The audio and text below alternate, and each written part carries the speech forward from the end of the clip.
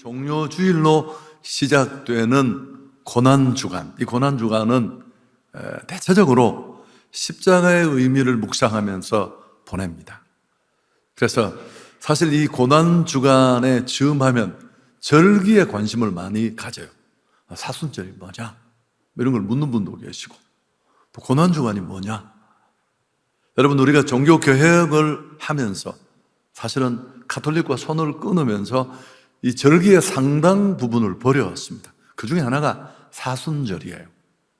사순절은 나쁜 건 아닌데 이 고난주간 직전에 40일을 카운트해서 한 주간 한 주간 마음의 준비를 되새기는 그런 준비 기간이지만 우리는 잘 활용하지 않습니다.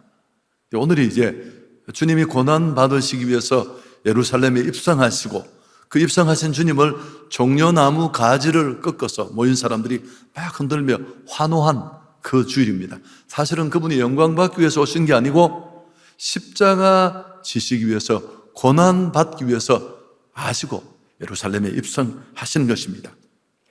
무엇보다 우리는 십자가의 의미를 아는 것이 필요합니다. 사실은 교회가 십자가를 제대로 알고 그 십자가의 의미를 알게 되면 우리 신앙이 달라집니다. 그리스도인은 어떤 사람일까요? 기독인은 도대체 누구입니까? 크리스찬은 십자가 이해에서 결정됩니다. 십자가를 어떤 측면에서 어떻게 바라보고 이해하느냐 하는 것이 그 사람이 진짜 신앙인인가 크리스천인가를 결판짓습니다. 십자가는 죽음이고 사형틀이잖아요. 끔찍한 도구인데 사실은 그 속에 엄청난 생명력이 들어 있습니다. 자, 첫 번째, 여러분, 십자가의 의미가 무엇입니까? 십자가를 바라보고 예수님의 십자가를 묵상하면 우리 가슴에 떠오르는 가장 강력한 메시지가 뭡니까? 사랑입니다. 사랑. 자, 로마서 5장 8절을 우리가 같이 한번 읽을까요? 우리가 아직 죄인 되었을 때에 그리스도께서 우리를 위하여 죽으심으로 하나님께서 우리에 대한 자기의 사랑을 확증하셨다. 이 확증이라는 단어를 영어 사전에 보면 demonstrate, 예수님이 보여주신 거예요. 우리를 얼마나 사랑하는지를 정말 데몬스트레이션 해 주신 게 십자가입니다.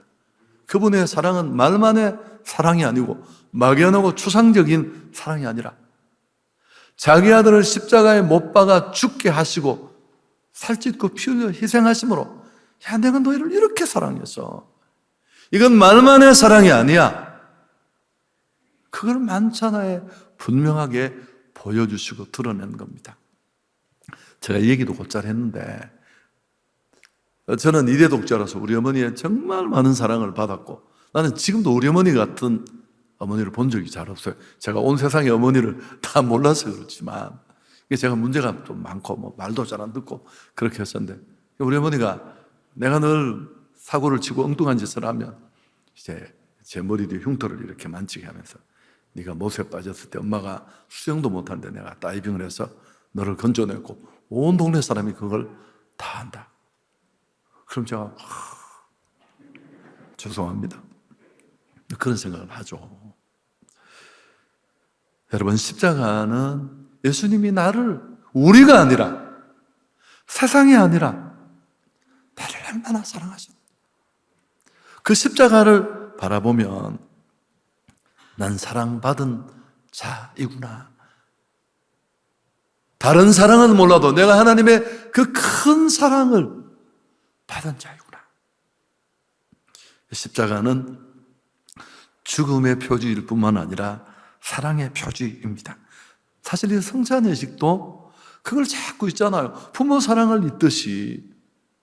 그래서 주님은 주님이 다시 재림하실 때까지 이 떡과 잔, 주님의 몸과 흘리신 피를 기념하는 이 매개물을 우리가 가슴에, 마음에 담으면서 내가 예수를 먹고 예수의 피를 마시고 하나님의 아들이신 그분의 죽음과 사랑을 힘입어 내가 구원받았구나.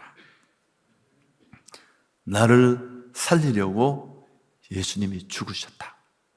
이게 성찬의 메시지고 십자가의 메시지입니다. 남 비교하면서 자꾸 불행해하지 마시고 가끔씩이라도 십자가를 바라볼 수 있기를 축복합니다. 내가 이렇게 큰 사랑을 받았구나. 자, 두 번째, 여러분, 이런 세상에 없는 놀라운 사랑을 우리가 받았고 경험했습니다. 그럼 이런 사람으로서 우리는 어떻게 살아야 할까요? 너무너무 당연한 얘기지만 그런 사랑을 가슴에 원천으로 담고 우리 인간의 한계를 뛰어넘는 사랑을 행하는 사람으로 살아야 할 줄 믿습니다. 자, 오늘 이 본문의 말씀이 그 내용인데, 십자가를 바로 코앞에 두고 그분은 죽음을 향해 한 걸음 한 걸음 발을 내디디면서 그 부담을 고스란히 아는 채 제자들의 발을 하나하나 다 씻겨줍니다. 오는 동안에도 서로 기재고 내가 크다, 네가 크다, 발 뒤꿈치 들고 주님은 마지막 성찬을 행하고 고별 메시지를 사랑하는 제자들에게 주십니다. 그 내용이 오늘 이 본문이에요. 자, 다시 한번 읽어볼까요? 요한복음 13장 34절 35절인데 우리 다시 한번 읽겠습니다. 새 계명을 너희에게 주노니 서로 사랑하라. 내가 너희를 사랑한 것 같이 너희도 서로 사랑하라. 너희가 서로 사랑하면 이로써 모든 사람이 너희가 내 제자인 줄 알리라. 예수님의 말씀은 어느 것 하나 소중하지 않은 게 없지만 여러분, 이 말씀은 특히 그렇습니다. 요한복음 13장에서 21장까지 예수님의 마지막 설교를 성경은 아주 세세히 적고 있는데 이 요한복음 전체에 사랑하라는 말이 66번 나옵니다. 그런데 이 예수님의 마지막 설교에 44번이 다 나옵니다. 44번. 예수님이 십자가를 바로 코앞에 두고 그 죽음의 어둠 앞에 3년을 함께했던 제자들에게 진짜 하고 싶었던 얘기가 뭘까요? 사랑하라. 내가 너희를 사랑한 것 같이. 그래서 주님은 그 사랑을 보여주셨습니다. 십자가에서. 이게 사랑이야. 이렇게 하는 게 내가 사랑하는 것이 사랑하는 거야. 그 큰 사랑을 받았다면 우리도 사랑해야 할 줄 믿습니다. 근데 솔직하게 우리 좀 다릅니다만은 우리의 사랑은 너무 작고 초라합니다. 내 자식, 내 아이, 내 교회, 이 소유격을 못 뛰어넘어. 이건 동물도 하는 거예요.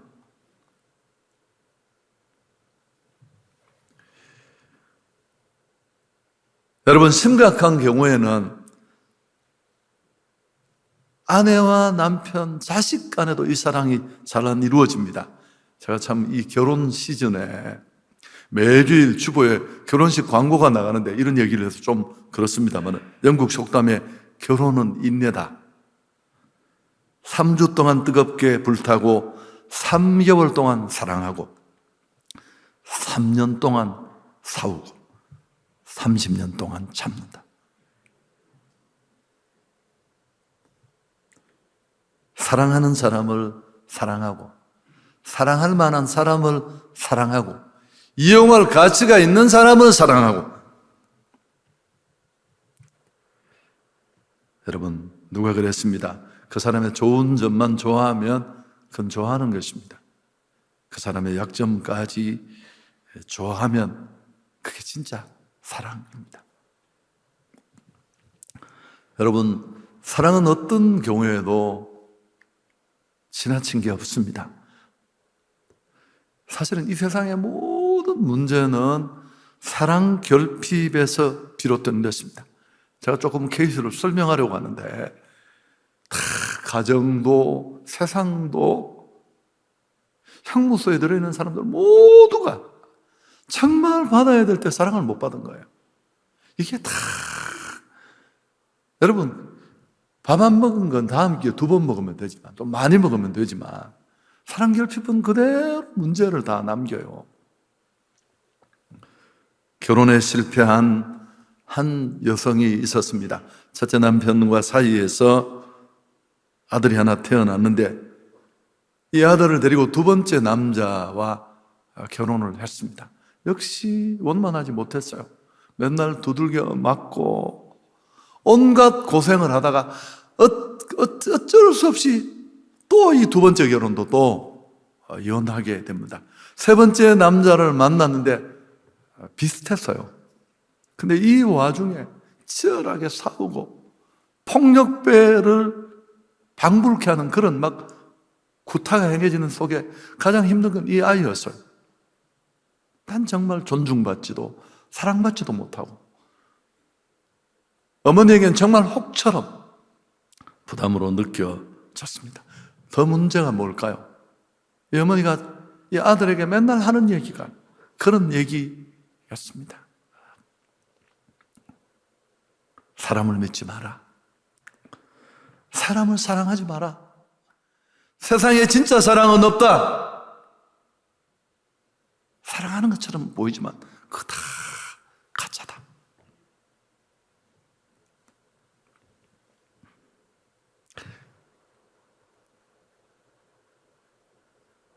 이 말이 더 무서운 거죠. 급기야 이 아이는 공격형의 성격을 가지게 되었고 고등학교를 다니다가 사고를 쳐서 퇴학당하고 군입대를 했는데 또 군에서 사고를 쳐서 불명예 제대를 하고 어쩌다 여자 하나를 만나 결혼을 했는데 아내의 사랑을 받을 줄도 모르고 사랑할 줄도 모르고 어느 날 자신이 일하는 직장에 건물 옥상 위로 올라가 유명한 얘기잖아요. 누군가를 기다립니다. 1963년 11월 22일 바로 존 F 케네디를 암살한 하비 오스왈드의 얘기입니다. 자, 오늘 아침에 인터넷으로 이 기사를 다시 한번 그때 자료를 쭉 읽어봤습니다만 형무소에서 이동 중에 그도 역시 총을 맞아 죽습니다만 제임스 밥슨이라는 의사가 이렇게 말했습니다. 가정의 비극이 우리 사회에 가장 큰 비극을 만들었습니다. 어머니로부터 전혀 사랑받지 못한 아들이 저지른 역사적인 비극이었습니다.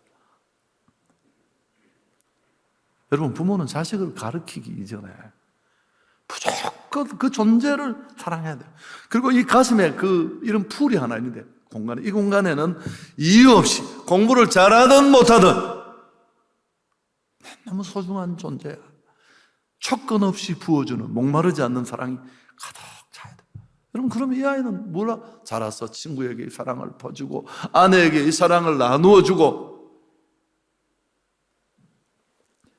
여러분, 우리가 밥을 먹고 사는 줄 알지만 사랑을 먹고 삽니다. 프랑스의 역사상 69명의 왕이 있었는데 제가 책에서 읽었는데 그중에 3사람 정도가 정말 사랑하고 존경받는 왕인데 그 3명의 공통점이 진짜 자기 어머니로부터 모유를 먹고 그 어머니 사랑을 받고 그렇게 자란 사람이에요. 행복의 요건은 2가지입니다. 사랑받고 싶다, 인정받고 싶다. 이게 안 되면 막 피를 토하고 소리를 지르는 거예요.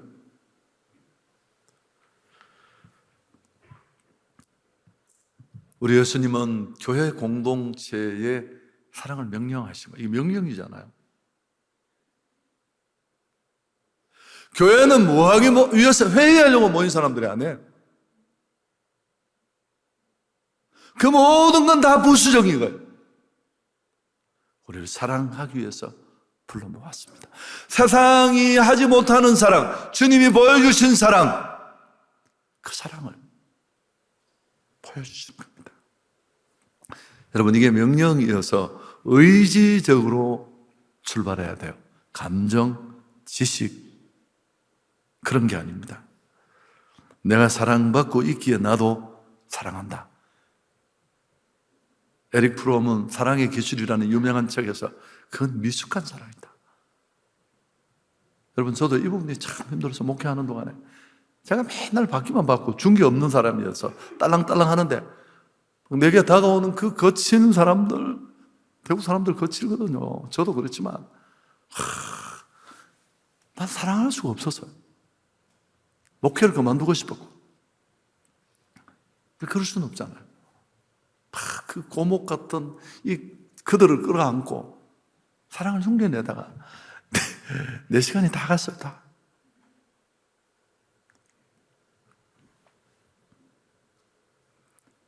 우리 예수님은 명령만 하신 게 아니고 이 사랑을 친히 보여주셨습니다.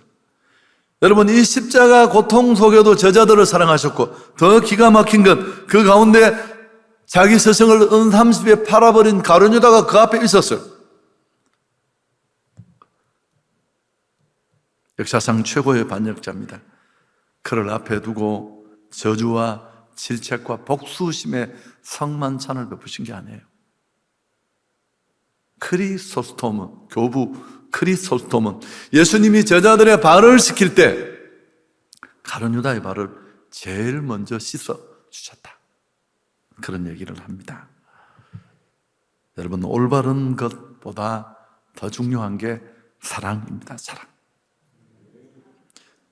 십자가라는 렌즈를 앞에 두고 이렇게 딱 보면 사랑 못할 사람이 누가 있어요? 내가 그렇게 큰 사랑을 죄인일 때 받았는데, 우리가 사랑받을 만한 요건이 1도 없었는데, 그런데 나를 사랑해 주셨는데, 내가 누구를 향해? 넌 내게 사랑받을 만한 자격이 없고 넌 사랑받을 만한 수준이 안 돼. 그리고 몰아낼 사람은 아무도 없습니다. 전도회, 재직회, 당회, 교역자회, 무슨 회가 또 있나요? 모든 회는 사랑하기 위해서 모였습니다. 고난주간에 절기를 어떻게 잘 지키느냐, 어떤 교회에서 회의를 하다가 서로 붙어가지고 싸웠대요. 이게 진짜 웃기는 일이에요. 여러분, 이 십자가 밑에서는 그런 거 하는 게 아니에요. 세상에 없는 사랑과 화목을 보여주려고 모인 모델들인데,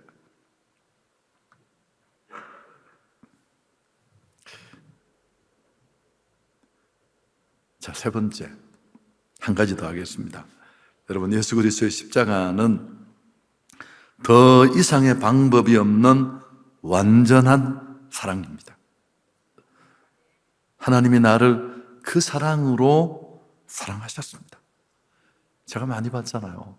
사랑 못 받아서 막 상처받았던 애들이 진짜 이 십자가를 딱 알고 나면 다 해결이 돼요. 이건 폭포니까 딸랑딸랑하던 그 가슴이 가득 차서 또 나누고 퍼줄 수 있는 그런 사람으로 바뀌셨습니다. 자, 이런 사랑을 가지고 사랑하던 우리는 어떻게 해야 할까요? 여러분, 이 십자가를 사랑해야 합니다. 자, 갈라디아서 6장 14절 같이 읽습니다. 그러나 내게는 우리 주 예수 그리스도의 십자가 외에 결코 자랑할 것이 없다. 됐습니다. 바울은 이 사랑을, 이 십자가를 알고 경험하고 자랑할 게 얼마나 많은 분이에요. 스펙이나 뭐 어느 것 하나, 그럼에도 그 십자가 사랑을 나누겠다. 여러분, 인간의 모든 불행의 원인인 죄를 십자가가 덮어버렸습니다. 사실 미움은 죄가 만든 결과예요. 범죄하고 인류의 첫 번째가 된 아담의 가정에 형이 동생을 죽이잖아요. 근데 십자가의 그 사랑은 다시 그 미움을 죽이고 우리 안에 사랑을 되돌려 주십니다. 여러분, 우리는 이 사랑이 정말 내 안에 있다면 이 사랑을 전해야 합니다. 이 십자가 사랑을 전하는 게 전도잖아요. 예수님은 십자가에 죽으면서도 사랑하셨잖아요. 한강도는 그렇게 같이 매달리는데 저주를 하고, 십자가 왼편에, 예수님 왼편에 달렸던 그 강도가 당신의 나라가 임하면 나를 기억해달라고. 예수님이 뭐라고 하셔? 오늘 네가 나와 함께 낙원에 있으리라. 순장이신 권사님은 독산동에서 약국을 하는 약사신데 11년째 사람 많이 들어, 메디컬 빌딩 앞에서 한성교회 전도지를 주면서 전도를 한대요. 근데 여러분, 더 놀라는 게 뭔 줄 아세요?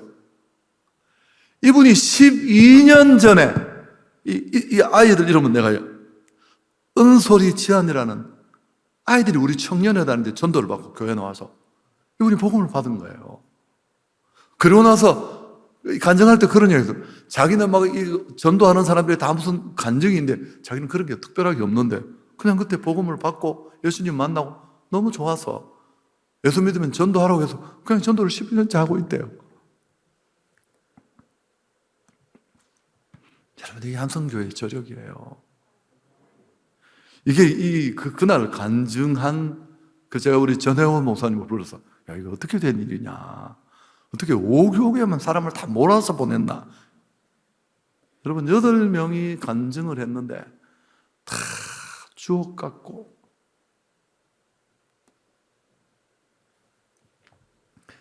여러분, 어떻게 하면 주님의 고난에 동참할 수 있을까요? 아침 금식하고 성금요일 날은 말짱 다 굶고, 여러분, 그보다 더 중요한 건 복음을 전하는 것입니다. 죄로 끊어지고 막혀 영 절망과 저주에 빠진 인간을 살리려고 먼저 우리에게 구원의 사랑을 알게 하시고 그 사랑을 또 나누고 소통하고 전하라고 우리를 불러주셨잖아요. 고린도전서 1장 17절에 바울은 이렇게 고백합니다. 그리스도께서 나를 보내시면 세례를 베풀게 하려고 준 게 아니라 오직 복음을 전하게 하려 하셨다. 여러분, 교회는, 성도는 구원 향유하는 사람들이 아니에요. 그 속에 그런 요소가 들어있지만 바로 이 십자가의 사랑을 전하는 자로 우리를 세워주신 줄 믿습니다.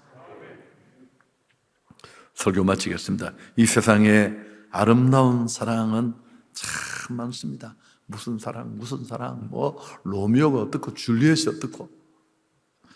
여러분, 그 중에 제일 사랑은 십자가 사랑입니다. 사랑하는 사람을 사랑하는 거, 그게 뭐가 대단해요? 스승을 은삼집에 팔아먹은 그 파렴치한 인간 가룟 유다, 그리고 우리 모두가 십자가의 사랑도 하나님의 사랑도 아무것도 모를 때 죄를 품고 죄에 대한 의지가 꼿꼿하고 회개할 마음은 1도 없을 그때 하나님은 우리를 위해서 먼저 죽어주셔서 demonstrated, 야, 내가 너를 어떻게 사랑해. 우리 어머니 앞에 가면 내가 꼼짝을 못하지. 이 놀라운 사랑을 받은 우리는 사랑하며 살아야 할 줄 믿습니다. 여러분, 그냥 보면 이게 우리 안 되는 게 많아요. 우리는 너무 이게 벤탱이 속이어서 십자가라는 안경을 딱 끼고 보면 나를 살리려고 예수님이 죽으셨구나. 서로 사랑하라. 내가 너희를 사랑한 것 같이 너희도 사랑하라. 여러분, 이 사랑을 다시 가슴에 회복할 수 있기를 축복합니다. 여러분, 어떤 상처든지 치료되고요. 그리고 이 사랑을 나눠야 합니다. 제일 큰 은혜를 받는 게 은혜고. 자, 오늘 사실 이 구절에서 설교 제목이 나왔습니다만 하나님은 어디 계실까요? 톨스토이는 이렇게 말했습니다. 사랑이 있는 곳에 하나님께서 계신다. 제가 빨간 글씨로 준 건 자막을 보여달라는 뜻이었죠. 하나님은 어디 계신다고요? 영빨 있는 기도원에 계시는 게 아니고 진리를 꼿꼿하게 세워서 막 지적하고 비판하고 이건 진리가 아니야, 그런 자리에 있는 게 아니에요. 그럼에도 불구하고 주시는 그 하나님의 사랑으로 사랑이 실행되고 사랑이 전해지는 그곳에 주님은 함께 하십니다. 한성교회가 뜨거운 이유도 이거밖에 없어요. 그 사랑을 끊임없이 흘려보내고 유통하면서 우리가 누리는 은혜입니다.